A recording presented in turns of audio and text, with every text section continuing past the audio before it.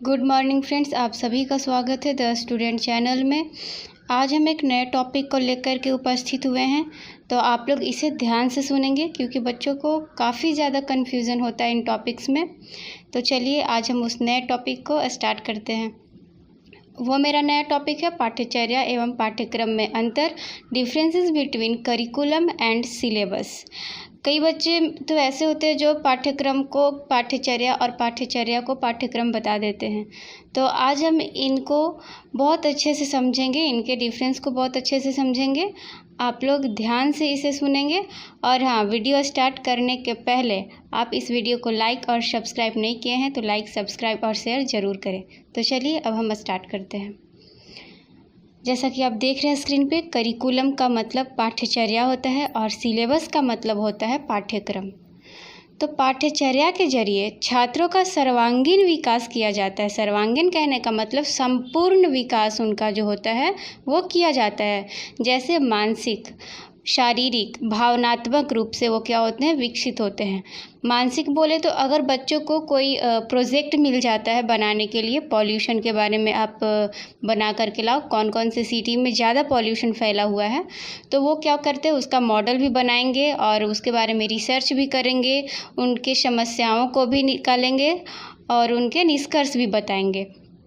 तो इससे क्या होगा कि बच्चों के जो मानसिक जो सोचने समझने की जो शक्ति है वो बढ़ेगी। इससे उनका मानसिक रूप से क्या होगा, विकास होगा। और शारीरिक विकास कैसे होगा, वो अगर खेलेंगे, योग करेंगे और जैसे कि कोई एनसीसी की टीम अगर आती है, उनको ट्रेंड करती है, तो वो फिज़िकली क्या होते हैं, वो फिट होते हैं। और भावनात्मक, अगर बच्चा सांस्कृतिक कार्यक्रम में भाग लेगा, वो सुदामा का रोल मान लीजिए करता है और एक जो कोई है वो कृष्ण का रोल करता है, तो वो किस तरीके से सुख और दुख दोनों चीज़ों का जो है वो अनुभव करेगा अगर वो उस पाठ को, उस प्रोग्राम में अगर वो पार्टिसिपेट करता है। तो हम कह सकते हैं कि वो मानसिक, शारीरिक और भावनात्मक तीनों रूप से क्या होगा, वो उनका विकास होगा। और सिलेबस क्या है, पाठ्यक्रम से छात्रों के ज्ञानात्मक पक्ष का विकास होता है। बच्चा क्या करता है, सिलेबस से पढ़ाई करता है। जैसे क्लास में हम बैठा दिए बच्चों को और वहाँ पे हम उनको A for apple, B for boy बताते हैं, तो उनको पता चलता है अच्छा सेब को हम एप्पल कहते हैं, लड़के को हम बॉय कहते हैं। तो उनका क्या हुआ, ज्ञानात्मक रूप से उनका जो है वो विकास हुआ, ना कि शारीरिक, मानसिक और भावनात्मक। केवल उनका ज्ञान बढ़ता है। वो ना तो खेल रहे हैं, ना कोई प्रोग्राम पार्टिसिपेट कर रहे हैं, इसलिए उनका क्या होगा, पूरे रूप से सर्वांगीण रूप से उनका विकास नहीं होता है। दूसरा, इसका क्षेत्र जो है वो विस्तृत होता है। करिकुलम का क्षेत्र क्या होता है, विस्तृत, मतलब फैला हुआ होता है, बहुत बड़ा होता है इसका क्षेत्र। जैसे कि क्लास में, स्कूल में हम एंट्री लेते हैं और अंदर जाने से लेकर के छुट्टी में बाहर आने तक जितने भी कार्यक्रम होते हैं वो सारे के सारे किस में आ गए, करिकुलम में आ गए, पाठ्यचर्या में आ गए। वहीं पे पाठ्यक्रम पठनीय वस्तु का केवल एक क्रम मात्र है। मतलब जो हम पढ़ाई करते हैं क्लास में बैठ करके, उसको क्या कहेंगे, सिलेबस। सिलेबस में लिखा होता है कि अच्छा नर्सरी क्लास में बच्चों को या फिर कोई भी क्लास में बच्चों को 2 महीने में ABCD और 1 2 क्या करना है, इनको सिखा देना है। फिर अगले 2 महीने में उनको क्या करना है, फिर अगले 2 महीने में उनको ए फॉर एप्पल का वर्ड मीनिंग 2-2 वर्ड से स्टार्ट करवाना है या कोई रैम्स याद करवा देना है। इस तरीके से हमारे सिलेबस में क्या होता है, एक लिखा होता है कि हाँ कब हमें क्या करना है, कौन से क्लास में हमें क्या पढ़ना है। तो हम कह सकते हैं कि एक क्रम में रहता है। और क्योंकि बच्चों को अगर हम नर्सरी क्लास में ABCD सिखाते हैं तो UKG में जाकर के वही बोलेंगे कि ए फॉर एप्पल से लेकर के A4 से 3-3 वर्ड मीनिंग आप याद करो, ना कि बोलेंगे डायरेक्ट कि अब बुक रीडिंग करना या फिर उनका पूरा सेंटेंस बनाना स्टार्ट करो। हम एक धीरे धीरे उनके क्रम में चलते हैं। तो ये क्या हो गया, ये एक सिलेबस हो गया। अब क्या है, पाठ्यचर्या संपूर्ण विद्यालय जीवन की चर्चा है। बिल्कुल, अगर मान लीजिए कोई बच्चा एथलेटिक्स या ओलंपिक अगर स्कूल में करवाया जाता है, उनको दौड़ करवाया जाता है और अखिल भारतीय तक लेकर के जाया जाता है, या फिर एनसीसी की टीम आती है उनको ट्रेंड करती है, तो स्कूल या कॉलेज से निकलने के बाद बच्चे क्या होते हैं कि अगर वो आर्मी में जाना चाहते हैं, देश सेवा में जाना चाहते हैं, तो वहाँ पे उनको जो है वो फ़ायदेमंद होता है। मतलब उनको ज़्यादा परेशानी नहीं झेलनी पड़ेगी, वो स्कूल और कॉलेज से पहले से ही ट्रेंड रहते, तो हम कह सकते हैं कि वो पूरे जीवन की क्या होती है, चर्चा होती है। और इसमें क्या है कि पाठ्यक्रम पाठ्यचर्या का एक अंग होता है, एक अंग मात्र है। मतलब पाठ्यक्रम जो है वो पाठ्यचर्या का, जैसे कि करिकुलम बहुत बड़ा हो गया और उसमें एक छोटा सा बस अंग हो गया पाठ्यक्रम, जिसको क्लास में करवाया जाता है। और क्लास में कुछ ऐसी एक्टिविटी जो बुक में दिया होता है उसके थ्रू थोड़ा बहुत करवा दिया जाता है। जैसे ए फॉर एप्पल है, तो बच्चों को हम याद करवाने के लिए एक मॉडल बोलेंगे कि आप एप्पल खोज करके लेकर के आना। तो एक क्या हो गया, एक छोटा सा भाग हो गया करिकुलम का सिलेबस। अब दूसरा क्या है, पाठ्यचर्या का निर्माण समाज की आवश्यकताओं को और देश की उन्नति को देखकर किया जाता है। बिल्कुल। अब जैसे देख लीजिए, पाठ्यचर्या का निर्माण समाज की आवश्यकता, जैसे समाज में मान लीजिए एक एग्जांपल लेते हैं कि समाज में अभी हमारी क्या आवश्यकता है कि देश सेवा के लिए जो सैनिक हैं तैनात, उनमें और ज़्यादा भर्ती हो, उनकी ज़्यादा आवश्यकता है अभी। तो स्कूल में कॉलेजों में क्या करवाया जाता है, एनसीसी की ट्रेनिंग दी जाती है, उन्हें दौड़ धूप करवाया जाता है, योगा भी उनसे करवाया जाता है। तो समाज में इस चीज़ की ज़रूरत है ना। स्कूल से अब बच्चे निकलेंगे तो उनको समाज में रहना है, वहाँ से अगर स्कूल से बच्चे निकलेंगे, एनसीसी की ट्रेनिंग लिए रहेंगे, तो धीरे धीरे जब उनकी उम्र होगी उस वक्त वो क्या करेंगे, आर्मी में जा सकते हैं, उनको ज़्यादा परेशानी नहीं झेलना पड़ेगा, क्योंकि वो स्टार्टिंग से ही क्या है, इसके लिए ट्रेंड है। तो हुआ ना कि समाज के लिए इसकी जो है वो आवश्यकता है और वो आवश्यकता की पूर्ति होती है। समाज में आवश्यकताओं को देखते हुए क्या की जाती है, करिकुलम को बनाया जाता है। और इसमें क्या है कि पाठ्यक्रम का निर्माण करते समय छात्रों की रुचि, अभिक्षमता और उनके पूर्व ज्ञान के अनुसार किया जाता है। जैसे पहले क्या होता था कि जब बुक प्रिंट होते थे तो उसमें केवल लिख दिया जाता था, उसमें फिगर जो होता था बहुत ही कम होता था, जिससे छात्रों का, बच्चों का जो होता था वो पढ़ाई के लिए ध्यान बहुत कम जाता था। लेकिन अब वही उन पे रिसर्च किया गया, देखा गया कि बच्चे जो हैं वो चित्र के माध्यम से ज़्यादा सीखते हैं, उनका ड्राइंग में जो है वो ज़्यादा मन लगता है। तो अब हर बुक में आप देखेंगे कि प्राइमरी लेवल का जितना भी स्कूल के बच्चों का जो बुक होता है उनमें ए फॉर एप्पल है, तो एप्पल का क्या होता है, एक साइड में फिगर होता है, चाहे वो कट करके वो फिगर बनाया हो या फिर सिंपल ऐसे ही फिगर बना दिया गया हो। वहीं पे आप देखेंगे कि क्लास में एक पीरियड जो होता है वो ड्राइंग के लिए भी बच्चों के लिए होता है। तो यहाँ पे बच्चों के रुचि के अनुसार और उनके क्षमता के अनुसार होता है। जैसे आप 5th क्लास के बच्चों को 10th क्लास के लेवल के मैथ्स आप उनको नहीं दे सकते बनाने के लिए। क्यों? क्योंकि उनमें उतनी क्षमताएं नहीं होती है। कहते हैं ना कि मूर्त रूप से बच्चे जो हैं वो प्राइमरी लेवल के जो बच्चे हैं वो सीखते हैं। आप उनको हिस्ट्री जो है वो उनको अच्छे से नहीं पढ़ा सकते हैं, नहीं समझ में आएगा उनको। क्यों? क्योंकि उनमें अभी उतनी कल्पना करने की क्षमता नहीं होती है। तीसरा है कि करिकुलम जो है, करिकुलम शब्द की उत्पत्ति लैटिन भाषा के करियर से हुई है और सिलेबस शब्द की उत्पत्ति ग्रीक भाषा की सिट्यूबा से हुआ है। पाठ्यचर्या का निर्माण कॉलेज, संस्था, स्कूल आदि से होता है। हाँ, जैसे कि सीबीएसई का जो होता है वो मेन जो हेड होता है वो दिल्ली में होता है। तो दिल्ली से जो होता है उनका सारा करिकुलम बनता है कि बच्चों को क्या किया जाता है कि बच्चों को आप एथलेटिक्स करवाओ, ओलंपिक में भेजो, अखिल भारतीय तक भेजो, जहाँ तक बच्चे जा सके। तो वो क्या होता है कि एक संस्था या एक स्कूल और एक कॉलेज के थ्रू जो होता है वो बनाया जाता है। और सिलेबस जो है उसका निर्माण परीक्षा समिति के द्वारा किया जाता है। परीक्षा समिति जो होता है, जहाँ से आप देख सकते हैं कि परीक्षा में किस तरीके से कैसे क्वेश्चंस पूछे जाते हैं, उनका एक समिति होता है, वहाँ से जो है वो सिलेबस का निर्माण किया जाता है, निर्धारित किया जाता है। पाठ्यचर्या समाज केंद्रित होता है। फिर से वही बात, पाठ्यचर्या जो है वो समाज केंद्रित होता है क्योंकि बच्चे स्कूल में वो सारी एक्टिविटी करते हैं और स्कूल कहाँ होता है, समाज के अंदर ही होता है, और बच्चे कहाँ से आते हैं, समाज से ही आते हैं। इसीलिए समाज में क्या हो रहा है, अगल बगल में किस चीज़ की ज़्यादा ज़रूरत है, वो सारे चीज़ों को देखते हुए बच्चे क्या करते हैं, स्कूल में वो सब सीखते हैं और उनका करिकुलम का क्या होता है, निर्माण किया जाता है। और इसमें कि इसका निर्माण निर्धारित परीक्षा समिति के द्वारा किया जाता है, ये तो आप जान ही गए।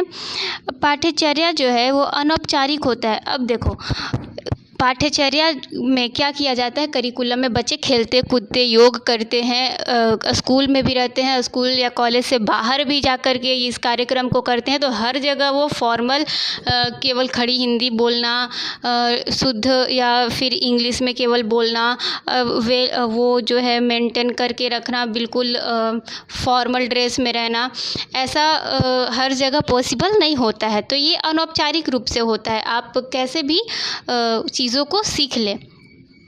और यही क्या है, यह औपचारिक माध्यम में होता है। अब एक टीचर जो है वो बच्चों को पढ़ाएगा तो जाहिर सी बात है कि औपचारिक तरीके से ही पढ़ाएगा, अपनी शुद्ध हिंदी बोलेगा, और अगर इंग्लिश मीडियम स्कूल है तो इंग्लिश में बोलेगा, बुक अगर है तो बुक में भी औपचारिक तरीके से ही लिखे जाते हैं। कुछ अनाप शनाप वर्ड्स जो हैं वो बुक में नहीं छपे होंगे, क्योंकि उसमें बच्चों को क्या करना है, सही बनाना है, ना कि उनको गलत लैंग्वेज डाल करके उनको गलत बनाना है, उनके लैंग्वेज में खराबी लाना है। इसीलिए वो क्या होता है कि औपचारिक होता है। और पाठ्यचर्या जो होता है अनौपचारिक होता है, क्योंकि बच्चे समाज में रह करके भी सीखते हैं ना, तो समाज में जिस तरीके से लोग रहते हैं उस तरीके से बच्चे भी रह करके सीखते हैं, इसीलिए अनौपचारिक होता है। और विद्यालय में जो है वो बच्चे फुल ड्रेस में, यूनिफॉर्म में रहते हैं और वहीं की भाषा सीखते हैं, वहीं की भाषा बोलते हैं, इसीलिए वो क्या करते हैं, फिर बुक की भाषा भी वो जानते हैं। तो वो क्या होता है, वो औपचारिक माध्यम से होता है।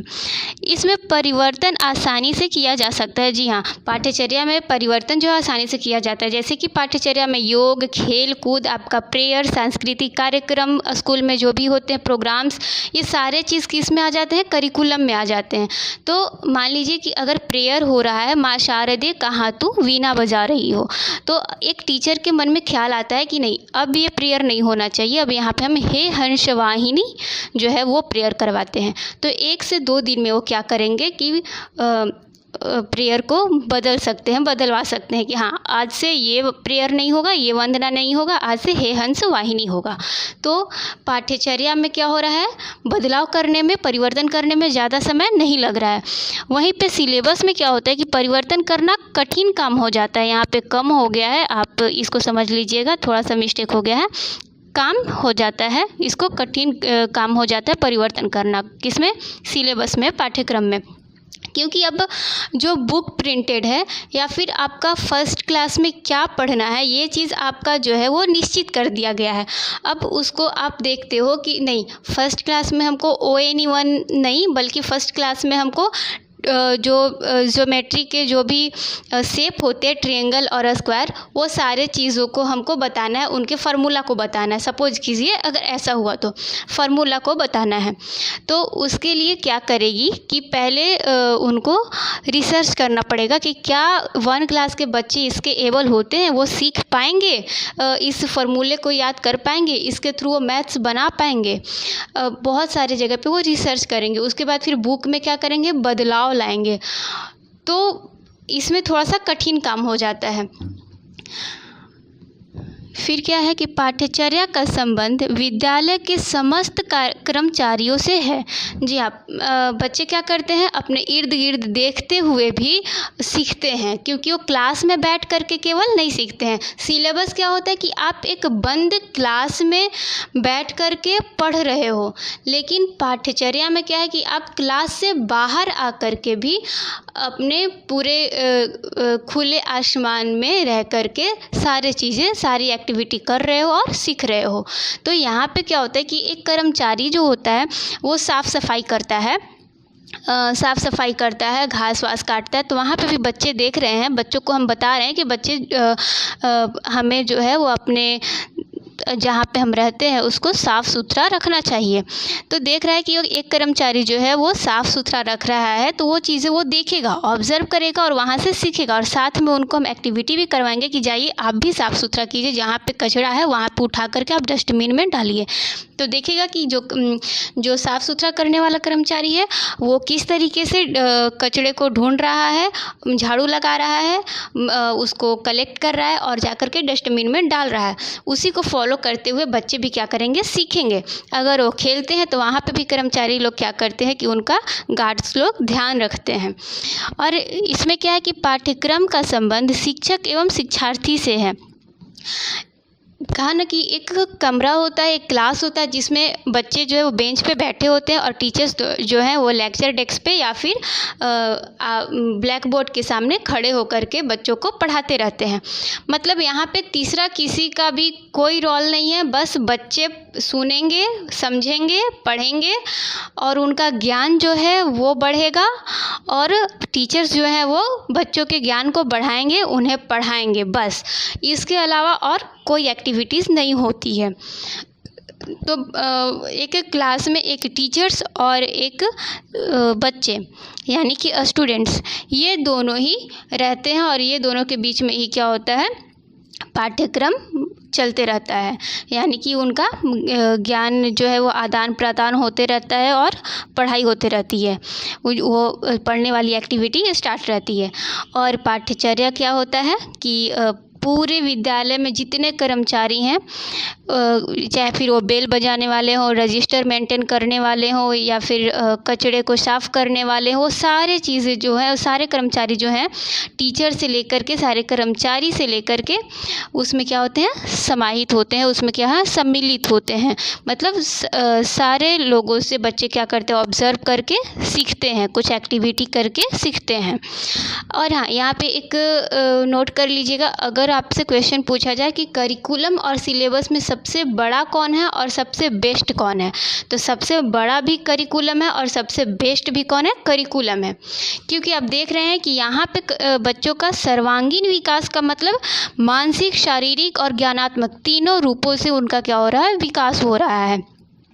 सीख भी रहे हैं और अपने आप को फिट भी रख रहे हैं और उनका सृजनशीलता भी क्या होता है, सृजनात्मक जो शक्ति होती है वो भी बढ़ रहा है। वो दूसरों के भावनाओं को समझने के लिए भी वो क्या करते हैं, सीखते हैं।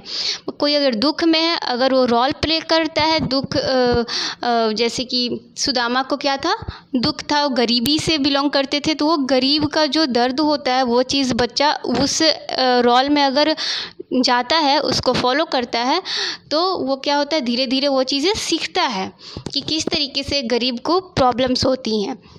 यहीं पे सिलेबस जो होता है वो कुछ भी नहीं, बस ज्ञान को बढ़ाना होता है और कुछ नहीं होता है। तो दोनों में अंतर क्या होता है आपको अच्छे से समझ में आ गया होगा। आशा करती हूँ कि आप सभी को ये समझ में आ गया होगा। अगर जहाँ पे कुछ प्रॉब्लम हो रहा हो तो आप उसको कमेंट बॉक्स में कमेंट करके हमें बता सकते हैं। और वीडियो को लाइक, शेयर और सब्सक्राइब ज़रूर करें। धन्यवाद।